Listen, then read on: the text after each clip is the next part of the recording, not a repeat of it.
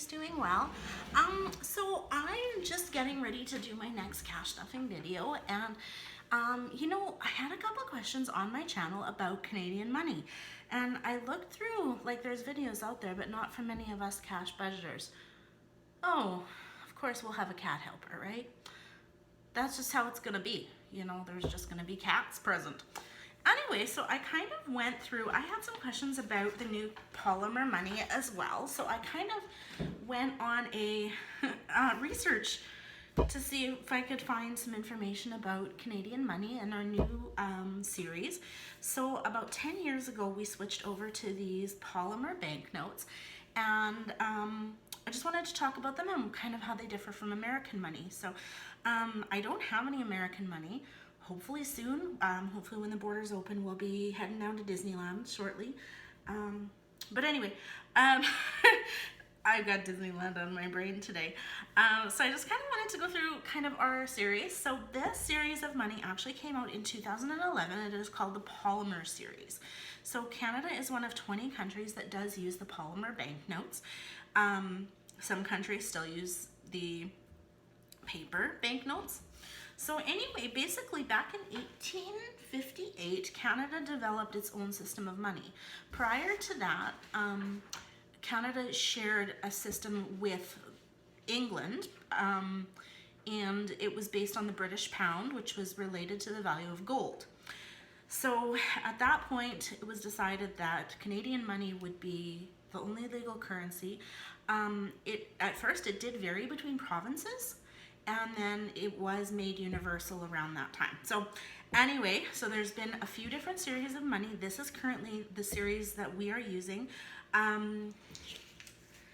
Canadian money the pictures on it will change. So sometimes they will come out with a special edition banknote. And as long as the colors are the same, the banknotes, even though the pictures may vary, they're still worth the same amount. So our money is usually valued against the American dollar. So when they talk about how much our dollar is worth, it's usually valued against the one Canadian dollar to one American dollar. Our money is worth less than American money, and that varies depending on the exchange rate. At present, 1 Canadian dollar is worth 80 cents American. So if I were to take this $10 bill in and exchange it, I would only get 8 American dollars for it. So our money is worth a little bit less than American money. And that does fluctuate. A few years ago, about 10 years ago, our money was worth more. It's been as low as 69 cents in the last few years, and it's been as high as 85. So what we have is we have a $100 bill, a $50 bill, 10, 20, and a 5. We do not have $1 or $2 bills anymore. We have switched over to the $1 and $2 coins. The other thing that we do not have is pennies. So when I make a purchase, my purchase is rounded up to the nearest 10 or 5 cents. So let's say I go to the store and I purchase something for $1.11, and I'm paying cash for that item. I would give the cashier $1.10, and I would not get, they cut their loss and I gain. If I go and I purchase something for $6.13, if I'm paying cash, my total will be $6.15. Where this differs is if I'm paying with credit or debit. If I'm paying with credit or debit, the amount will be the same. So if it's $6.76, I pay $6.76. If I was paying cash, I'd pay $6.75. Just the way it works. I do find, just in my own travels to and from the States, that Canada tends to use credit and debit a lot more. I was really amazed when I was in the States how many people actually do use cash. In Canada, like I went we went out for pizza the other day, and I took out my wallet and tried to pay with cash, and the lady looked at me like I was crazy. So I put my cash away and pulled out my credit card. We are very much a plastic society here in Canada, and so we don't see as much money, I guess. I don't know. Anyway, so let's go take a peek. So our $100 bills feature a picture of Prime Minister Robert Borden, and on the back there is a picture that commemorates the discovery of insulin, which is a Canadian discovery. Our $50 bills depicts Sir William Lyon Mackenzie King, who was Prime Minister during World War II. And on the back, there is a picture of an icebreaker that was used to discover northern Canada. Our $20 bills feature a picture of Queen Elizabeth II. As part of the Commonwealth, we still do feature the Queen on our money. And then on the back, there is a tribute, the War Memorial, which is a tribute to Vimy Ridge. The $10 bill features Sir John A. Macdonald. Yes. Now this is kind of controversial. Sir John A. Macdonald has come under scrutiny recently in Canada for being the founder of residential schools. He was our, yes, that's right. He was our first Prime Minister, but he was also the one that signed a lot of the treaties and institutionalized a lot of our First Nations people. There has been a lot of movement to get rid of Sir John A. Macdonald in a lot of like memorials and stuff, so I'm interested to see what's going to happen with this bill. I don't have one right now, but there is also another $10 note that circulates that features, see if I can find her name here. It's a vertical layout, so the $10 is this way, and it features a depiction of Viola Desmond, who was a Black activist in Canada. They were trying to feature prominent women. So I don't have one. If I ever do get one, I will point one out to you.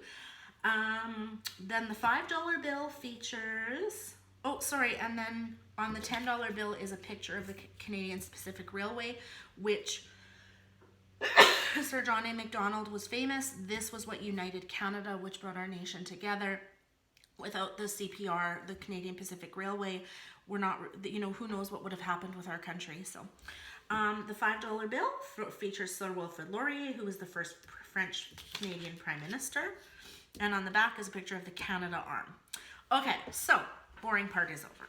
So now we have, so like I said, we have no pennies. So our nickel, our dime, and our quarter are very similar to Canadian money. However, they all feature the Queen on the back. And on the front, we have, I don't remember what that boat is, but there's a boat. And then a picture of a beaver. And on the back of this one here has a special quarter, but most of them have a caribou on the back. So in 1989, I actually remember that year, we switched from $1 notes over to what we call the loonie. And the reason we call it the loonie, so it features the Queen on one side, and on the other side is a loon. I don't know if you can see it on this one. And so we call it's nickname, it's a $1 coin, but everybody calls it the loonie. And then I believe it was in 1999 or 2000. No, 1998 maybe. It was around there. We had a $2 note, which was red in color, and that was discontinued, and the toonie was brought into circulation. So this is a really neat coin. It actually, a lot of people say it feels phony because it's very light. So on one side we have the Queen, and then the other side, yes, this is a traditional one, and it features the polar bear. So that coin is worth $2. So the smallest banknote we have is the $5 bill. So the polymer notes are really interesting. So apparently, I didn't know this, is they take 30% less greenhouse gas greenhouse emissions to make these. So they are more environmentally friendly. The bills actually last between 3 and 10 years, which a paper note will only last between 1 and 3 years, and then it has to be taken out of circulation. So the polymer notes cannot be torn. I guess they can be, but you know, they also retain their shape when they're folded. They actually recommend you don't fold this money, that you keep it straight, but what else can I tell you about it? So, and also so our bills actually have some features to help visually impaired people. So first of all, the color you will notice. The other thing is in the top right-hand corner of our bills, I don't know if you can see this or not. Let's go this way. Right here, there is little raised dots. And these raised dots are actually braille that would tell a visual impaired person what value of note this is. So when I lift up each note, on the top left-hand corner is a braille number. So that would also help a visually impaired person figure out what bill this is. And also the colors too. So this series here has this clear strip in the middle, and it also has this clear Canadian emblem. And I don't have one, but I've actually checked videos, and this is true. It actually works, you guys. If you shine a laser pointer through this Canadian maple leaf, the reflection will show the value of the bill. So instead of seeing a maple leaf, you would see a $5 symbol. And it does actually work. I don't have a laser pointer, or else I'd show it to you, but it does work. It's kind of neat. I just want to end it with saying, when I was in California, we were sitting at an IHOP, and our server, who was very sweet, came up to me and asked me, because he saw that we were Canadian, and he asked me if our Canadian bills smell like maple syrup. I had never heard this before. So I pulled out a Canadian $100 bill, and he believed that this maple leaf was a scratch and sniff logo. And everybody in the restaurant had to come over and scratch my $100 bill because they all thought this bill would smell like maple syrup. I will tell you, it does not. There is no scratch and sniff sticker on our bills.